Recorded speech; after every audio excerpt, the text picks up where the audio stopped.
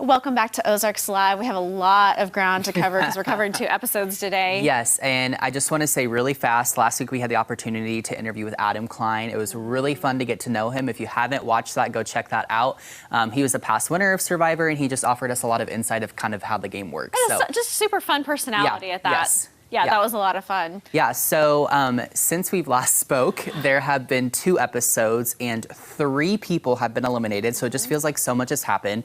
So really briefly, episode 9 kind of moved very fast. So when they arrived to the challenge, Jeff split them in half, the entire tribe, and the way it worked was each half was going to win immunity, 1 person from each, and then they were going to go to tribal, and 1 person from each was going to be eliminated, hence how we've gotten to 3 people being gone. Yeah, 2 people in 1 episode. So in the immunity challenge, we have Xander and Erica who win immunity, which I will say I was a little surprised by Erica. So that was kind of interesting to see. Yeah, to see her come out of there. Xander, not so surprised. He's been good the entire season. Yeah. So then, like I said, it was a double elimination. So kind of key points there was in one tribe, it was Nasir, Erica, Heather, and then Shannon Ricard and Shannon Ricard teamed together and blindsided Nasir. So Nasir was voted out, which we both were pretty sad about. This is the first one that I've actually felt really sad for him. Because I just think that he was a strong player. I don't think he had a lot of backstabbing ability like some of the other characters on here. But I just really liked him from the start. So I didn't feel like he was probably going to win. But at the same time, I was sad to see him go. Yeah, and I think what's sad about that is you see in the episode that he had the chance to team up with Heather and Erica to either get out Shannon Ricard, but he was so trusting with them that he didn't, and so that kind of stung a little bit. Never trust anybody. Yes, so we're definitely sad to see Nasir go, and then the second half of the tribe walks in, and we see Evie go, which she's kind of been like a cat with 9 lives in this game, so it's not that shocking. Exactly, I feel like she should have or would have, for some reason, been already eliminated at this point. So that one was no surprise to me. She definitely made it farther than I think the game. I think she was definitely really lucky in this game with that. She kind of just fell through the cracks of not getting voted on, I think, at this point. So, you know, a lot of people online were saying that episode 10 was the best episode of the season. Yes. What is that about? So in this episode,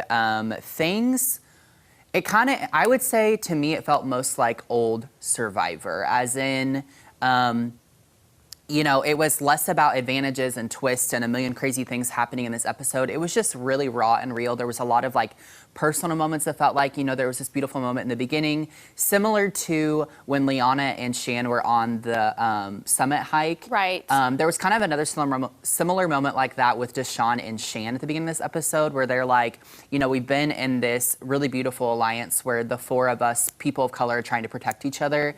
And they're like, but it's this hard thing where it's like, do we do it for the culture or do we protect our own individual games? And bottom line, I think you got to play the game. Yeah. Yeah. And that's ultimately what Deshawn decided to do. Yes. We'll get to that here in a minute. Yes. So the episode was kind of all over the place. We see that the alliance of Danny, Deshawn, and Liana, leaving out kind of Shane in the situation, were trying to get out Ricard. That was their target of this episode. However, they get to the immunity and Ricard wins immunity. Yep. So what are they going to do? Blows up their plans. So there's kind of a lot of speculation of what might happen. There's a lot of different possibilities. You see Shan say, well, Erica is the obvious option here, you know, and then you have some of like Danny and Deshawn scheming to maybe planting the seed of Shan, which was crazy. So it just felt like there was a lot of different names being thrown around, and it was like, okay, are we going to go big or are we going to go kind of expected this time? But what happens? Well, and so in the middle of this episode, I think I texted you and I was sitting there going, like, I was Googling, like, why don't they get Shan out? Because they keep calling Shan like a ringleader and they say she's so bossy. Like, if they think that, why don't they just vote her out? And that's exactly what happened. I mean, before that, though, they actually had split the vote. And so Shan actually tied with Liana, right? Liana, yes. And so then they did a second vote. Shan ultimately gets voted out, and then that was my answer to what I was Googling the whole show. Yeah, and it's crazy because I genuinely think this was the most unexpected blindside or elimination, whatever you want to call it, of the season. You know, Shan's been a big favorite. We've talked about her nonstop. She was like always really high in those polls that you found of most expected to win. And she was one of my original calls. She was. She absolutely was. As was Danny. And Danny's still going. Yeah, and I checked Twitter a lot after the episodes, and it seemed like Shan was the favorite every week. And after she was voted out, there was a lot of love poured out to her, and a lot of people that considered it the best episode of the season because of the people that conspired to get her out. You know, she was the ringleader the entire time. She was calling the shots. And, you know, we said this earlier in the game. I think her control ultimately got the best of her, and that's what took her out. People just saw her as too much of a threat. What I don't understand, though, is that when she left, she said to Ricard that she would vote for him. You've got the $1 million, and, you know, in my vote.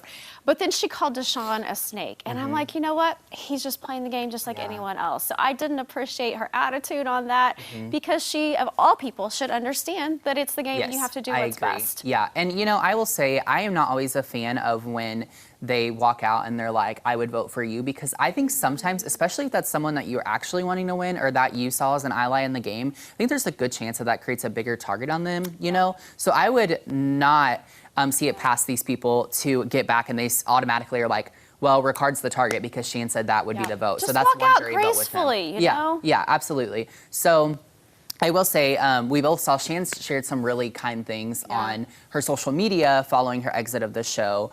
In her Instagram post, she kind of shared, you know, she said, my only regret the entire situation, which is crazy because she did a lot of crazy things, was that her mom didn't get to see her. And as we know, Shan shared early in the season that her mom had passed a couple years ago. So that was really sad. But then what did she say at the end of the caption? Well, so there were a couple things that really stood out to me, and it really shows the humanity. And this is what keeps me watching the show, is that she mentioned her relationship with Ricard is kind of like a marriage, because we see them kind of arguing stuff the whole time. But bottom line, they were still united at the end. Yes. But the other thing that I absolutely loved is that she talked about no matter what your issue is, whether it's your health or whether it's your identity, the different things that we all struggle with, don't let that entrap you or imprison you. And I'm like, yes. Perfect advice as you're walking out of the show, and that is, you know, that's the grace that I was looking for from Shan. Yeah, absolutely. So a few closing thoughts I have. One, I really think moving forward, it's anyone's game. We're really close to the finale. I believe the finale is December 15th, so we're like 3 weeks out, which is really exciting. But yeah, I think now that Shan's out, honestly, I think anything can happen. I could see Liana and Ricard teaming up. I could see Liana trying to team up with like Xander and Erica and Heather because she's really mad at Danny and Deshaun and Ricard. So I literally think anything can happen at this point. I'm really excited to see what goes on. I'm still voting for Danny. He's kind of just laid low, played very strong. I still like him. Yes. Yeah. So as always, you guys, you can catch episodes on Color 10 right here every Wednesday night. And then, of course, if you want to catch up, if you're behind, you can go ahead on to Paramount Plus or CBS.com. That's right, and we'll be right back.